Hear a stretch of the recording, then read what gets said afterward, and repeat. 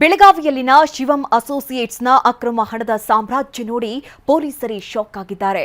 ಅಂತರ್ರಾಜ್ಯಗಳಿಗೂ ಪ್ರಕರಣ ವ್ಯಾಪಿಸಿರುವುದರಿಂದ ಕೇಸನ್ನ ಸಿಐಡಿಗೆ ವರ್ಗಾಯಿಸಲಾಗಿದೆ.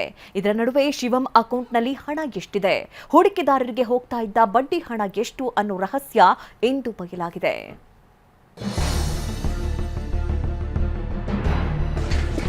ಓಂ ನಮಃ ಶಿವಾಯ.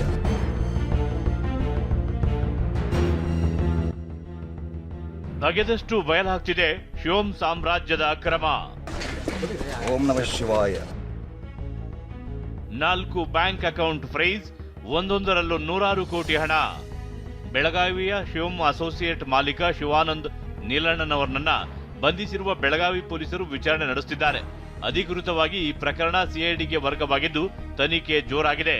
ಹೀಗೆ ತನಿಖೆ ನಡೆಸುತ್ತಿದ್ದಂತೆ ಶಿವಂನ ಒಂದೊಂದೇ ಅಕ್ರಮಗಳು ಹೊರಗೆ ಬರುತ್ತಿವೆ. ಶಿವಂ ಕಂಪನಿಗೆ ಆನ್ಲೈನ್ ಮೂಲಕವೇ 2,500 ಕೋಟಿ ಹಣ ಹೂಡಿಕೆಯಾಗಿದೆ. 3 ಖಾಸಗಿ ಬ್ಯಾಂಕ್ನಲ್ಲಿ ಒಟ್ಟು 4 ಅಕೌಂಟ್ಗಳಿದ್ದು 4 ಅಕೌಂಟ್ನಲ್ಲೂ 100 ಕೋಟಿ ಹಣ ಜಮೆ ಆಗಿದೆ. ಈ ಅಕೌಂಟ್ಗಳಿಗೆ ನಿತ್ಯ ಲಕ್ಷಾಂತರ ರೂಪಾಯಿ ಜಮೆ ಆಗ್ತಿತ್ತು. ಇನ್ನು ಹೂಡಿಕೆದಾರರ ಅಕೌಂಟ್ಗಳಿಗೆ ತಿಂಗಳಿಗೆ 75 ಕೋಟಿಗೂ ಅಧಿಕ ಬಡ್ಡಿ ಹಣ ಜಮೆ ಆಗ್ತಿತ್ತು. ಶಿವಂ ಕಂಪನಿ 35,000 ಜನರಿಗೆ ಬಡ್ಡಿ ಜಮೆ ಮಾಡಿದೆ. ಸದ್ಯ ಶಿವಂನ 4 ಅಕೌಂಟ್ಗಳನ್ನ ಪೊಲೀಸರು ಫ್ರೀಸ್ ಮಾಡಿಸಿದ್ದಾರೆ. ಇನ್ನು ಇಷ್ಟು ದೊಡ್ಡ ಹಣ ಹೂಡಿದ್ರೂ ಬ್ಯಾಂಕ್ ಗಪ್ಚುಪ್ಪಾಗಿದೆ. ಲೈಸೆನ್ಸ್ ಗೈಡ್ಲೈನ್ಸ್ ಇಲ್ಲದೆ ವ್ಯವಹಾರ ಮಾಡಿದ್ರು. ಇಡಿ ಮತ್ತು ಐಟಿ ಗಮನಕ್ಕೆ ಬ್ಯಾಂಕ್ ಅಧಿಕಾರಿಗಳು ತಂದಿಲ್ಲ. ಹೀಗಾಗಿ ಈ ಅಕ್ರಮದಲ್ಲಿ ಬ್ಯಾಂಕ್ನವರು ಶಾಮೀಲಾಗಿದ್ದಾರಾ ಅನ್ನೋ ಅನುಮಾನ ಮೂಡಿದೆ. ಪ್ರಕರಣ ಸಿಐಡಿಗೆ ವರ್ಗ ಆಗ್ತಿದ್ದಂತೆ ಸಿಐಡಿ ಡಿಐಜಿ ಭೀಮಾಶಂಕರ್ ಗುಳೇದ್ ಇಂದು ಬೆಳಗಾವಿಗೆ ಎಂಟ್ರಿ ಕೊಟ್ಟಿದ್ರು. ಜಿಲ್ಲಾಧಿಕಾರಿ ಮೊಹಮ್ಮದ್ ರೋಷನ್ ಠೇವಣಿದಾರರ ಹಣ ಸೇಫ್ಟಿ ಬಗ್ಗೆ ಚರ್ಚಿಸಿದ್ರು. ಬಳಿಕ ಪೊಲೀಸ್ ಅಧಿಕಾರಿಗಳ ಜೊತೆ ಸಭೆ ನಡೆಸಿದ್ರು. ಇನ್ನು ಮಾಳಮಾರುತಿ ಠಾಣೆಗೆ ಬಂದ ಸಿಐಡಿ ತಂಡ ಮತ್ತಷ್ಟು ಮಾಹಿತಿ ಪಡೆದುಕೊಂಡಿದೆ. ಈ ಪ್ರಕರಣದ ವ್ಯಾಪ್ತಿ ಅಂತರ್ರಾಜ್ಯಕ್ಕೂ ವ್ಯಾಪಿಸಿದೆ. ಹೀಗಾಗಿ ಪ್ರಕರಣದ ಕಡತಗಳನ್ನ ಸಿಐಡಿಗೆ ಹಸ್ತಾಂತರಿಸಲಾಗಿದೆ ಅಂತಾರೆ Belagavi police commissioner.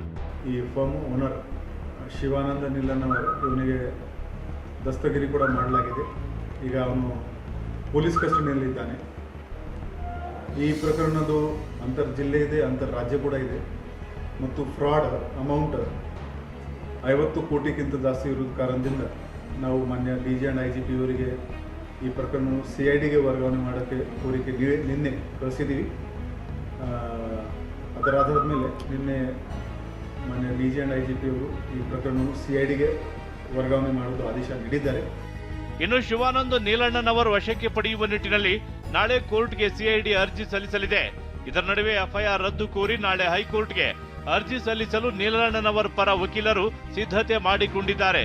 Buds ಆಕ್ಟ್ನಲ್ಲಿ ನೊಂದವರಿಂದ case ಪಡೆಯಬೇಕು, ಆದರೆ ಇಲ್ಲಿ ನೊಂದವರು ಯಾರೂ ಇಲ್ಲ ಅಂತಿದ್ದಾರೆ. ಪ್ರಕರಣದ ಬಗ್ಗೆ ಮಾತನಾಡಿರುವ ಜಿಲ್ಲಾ ಉಸ್ತುವಾರಿ ಸಚಿವರು ಇದರಲ್ಲಿ ರಾಜಕೀಯ ಇಲ್ಲ ಅಂತಾರೆ. ಇಷ್ಟೆಲ್ಲ ದೊಡ್ಡ ಹಗರಣ ಆಗಿದೆ, ಅದರಲ್ಲಿ ರಾಜಕೀಯ ಪ್ರಶ್ನೆ ಇರಲ್ಲ.